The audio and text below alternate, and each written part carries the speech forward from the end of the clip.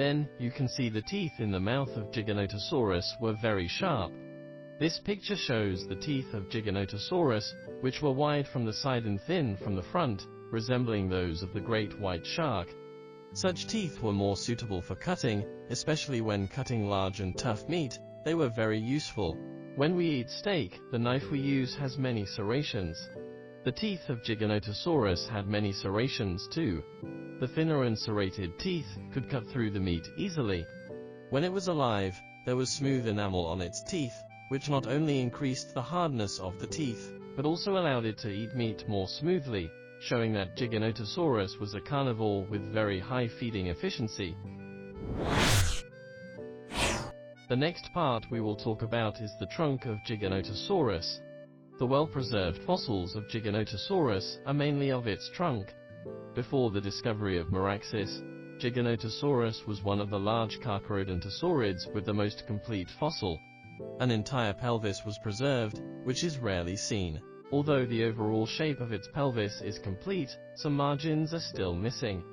We are able to reconstruct the original shape of this pelvis completely based on the fossils of other dinosaurs, especially Meraxes. The pelvis of this type of dinosaur looked strange, unlike Tyrannosaurus rex, which had a thick battle-axe-shaped pelvis. The ilium part of the pelvis of Giganotosaurus was relatively square. Its neural spines were relatively tall among Carcharodontosaurids, but they were not as exaggeratedly high as those of Acrocanthosaurus. The height of its neural spines looked similar to that of Meraxes, but slightly lower than that of Mapusaurus, that appeared later, which indicated that its trunk might be rounder and stronger, without too many bulges on its back. Let's take a look at its forelimbs. Giganotosaurus had short forelimbs, and it is worth noting that its shoulder blades were small as well, suggesting that they might be flexible. In spite of that, there were not many muscle attachments, which once again proved that its forelimbs might not play a big role in hunting. It was likely to be better at attacking prey with its head or other parts. On the next page, we see the forelimbs of Giganotosaurus. Its forelimbs were as small as those of Tyrannosaurus rex, without the complex and strong muscles. Moreover, its forelimbs could only move in a limited range, and usually could only swing backward, making it challenging to grasp forward like a human. In fact, most dinosaurs, except for dinosaurs that could flutter and fly, and few dinosaurs with special forelimbs such as Therizinosaurus, generally had a very limited range of motion for their forelimbs, which could swing down at an angle of 90 degrees. It wasn't easy to lift the arms forward. The same was true for Giganotosaurus, whose arms usually move backward. Restricted by the locomotion range of the joints and the length of the forelimbs, as you can imagine, this dinosaur could not use its forelimbs to hunt perfectly. Hence, its forelimbs were in the degenerated stage. On the contrary, carnivorous dinosaurs in the early stage, such as Allosaurus, had large forelimbs.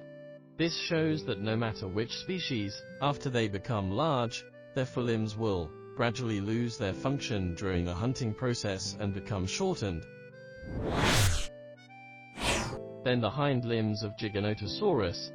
The leg fossils of Giganotosaurus are very well preserved, but unfortunately, the collected foot fossils are not in good condition. Meraxes was a very rare dinosaur with foot fossils preserved among this group of dinosaurs, and it was closely related to Giganotosaurus. We can infer the approximate shape of the feet of Giganotosaurus based on those of Meraxes. Its feet looked like those of Tyrannosaurus rex. Both had 4 toes on each foot, one off the ground and deduced. When it was alive, the toenail could grow very long because this toe had no chance to touch the ground and wear down. But the other 3 toes were blunt, because they were occasionally worn when it walked.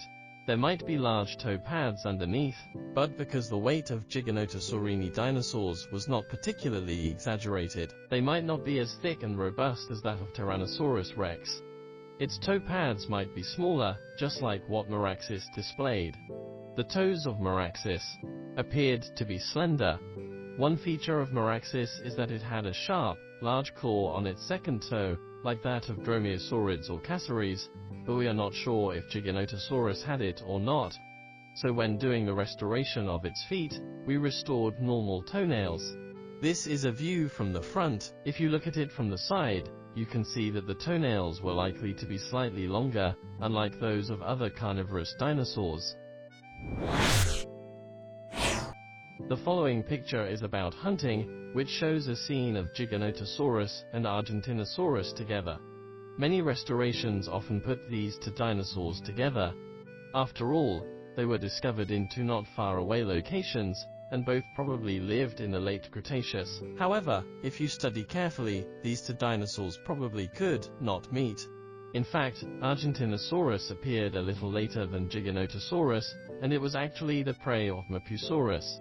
The size comparison between Mapusaurus and Argentinosaurus is similar to what is shown in this picture. It has been proved that the Mapusaurus would hunt in groups, and it was possible that a herd of Mapusaurus would attack an Argentinosaurus. In the same period of Giganotosaurus, although there was no Argentinosaurus, dinosaurs of a similar size, such as Andosaurus, existed. Andosaurus was a large titanosaurian sauropod dinosaur.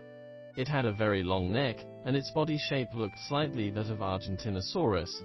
As there are limited fossil materials of Giganotosaurus, we don't know whether this animal would move in groups and attack large animals as Mapusaurus did. That might be possible.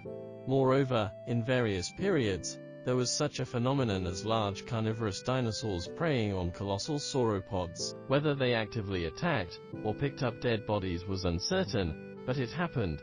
For example, it was found that Tyrannosaurus rex living in North America ate a large animal called Alamosaurus, whose body length could reach 35 meters. Tyrannosaurus rex preying on Alamosaurus, Mapusaurus on Argentinosaurus, and even Giganotosaurus on Andosaurus all possibly happened.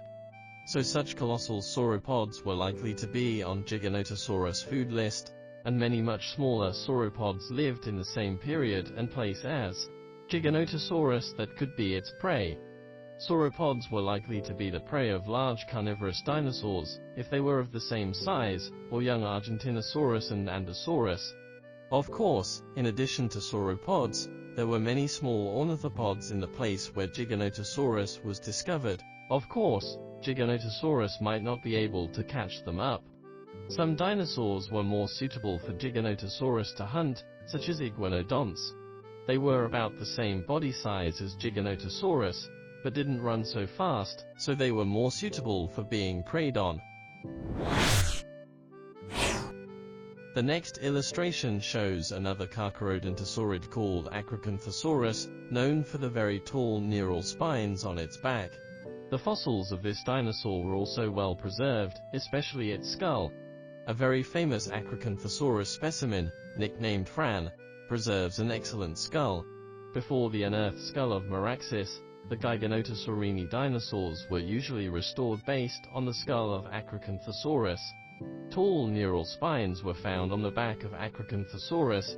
When it was alive, the neural spines wouldn't form the dorsal sail, like Spinosaurus. These neural spines were relatively thick and had large concaves on both sides, which might be attached to larger muscles, making this dinosaur's body stronger. Tall neural spines were common in many carcharodontosaurids, such as Mapusaurus, and even smaller carcharodontosaurids such as Concavenator. Acrocanthosaurus was a very good reference model, and its forelimbs were very small too. In addition, people have discovered the footprint fossils of probably an Acrocanthosaurus hunting a sauropod. Of course, this does not rule out the case that the footprints were left by another dinosaur when it walked past a few hours after one dinosaur had passed. If the fossils were formed after the two had walked past at the same time, it shows that carcharodontosaurids such as Acrocanthosaurus were very good at preying on giant sauropods.